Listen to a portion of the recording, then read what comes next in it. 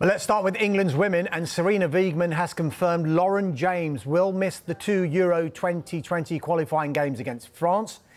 Let's head live to Newcastle now and join our reporter Anton Toloui. Anton, good to see you. Big blow this, isn't it, for the Lionesses? What more can you tell us?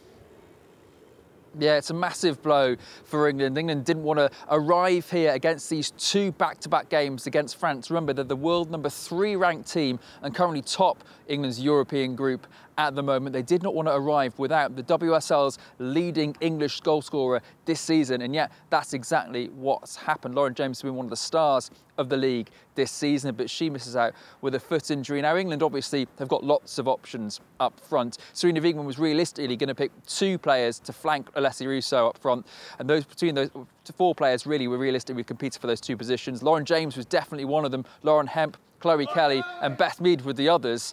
But obviously now there's no Lauren James, which means firepower could be absolutely crucial when they come up against France. Here's what Wiegman had to say about the mercurial Chelsea number 10 not being here. Sarina, we saw all 26 players head out for training today. Is everyone fit? Is everyone available for selection tomorrow? No, not everyone's available for selection. LJ didn't make, Lauren James didn't make it, so she's not selected for tomorrow. Jess Naas will be added to the group. What's the problem and how serious is it?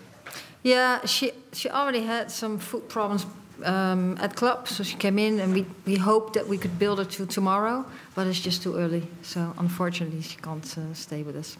Does that mean she's out for the fixture in France as well? Yeah. She's going to get prepared for a July window. And how much of a disappointment is that considering the season that Lauren's had? Yeah, of course it's a disappointment. And we did everything, she did everything. It's just too early now, and it's not good enough. And you have to be really top fit to get ready for tomorrow.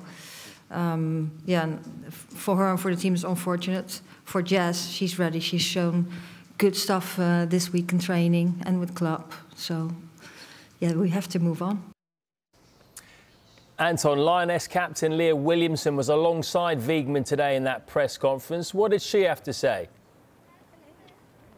Well, as to Leah Williamson, she is obviously not long really coming back into the international fold. She's only came back in the last international camp, and obviously a lot of speculation about who will start in defence for England tomorrow, because Leah Williamson is back. Millie Bright is back for England as well after she's been out for most of the season with a knee injury. Alex Greenwood, who's been England's probably most consistent defender over the last year and a half, maybe 2 years, well, she's in the squad as well. And again, it's like kind of 3 into 2.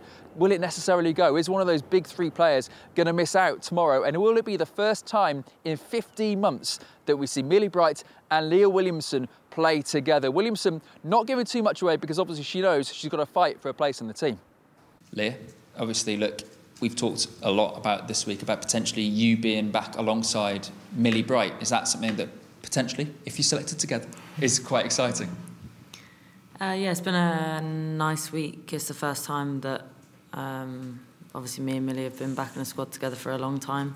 So it's been nice in that regard, and I think we've got a really strong unit. I mentioned it about coming back into the squad, about how well they performed and how they'd raised the levels. So it's good to all be back, obviously missing a couple. But yeah, good to be back fighting, and it's a competitive unit to try and get into.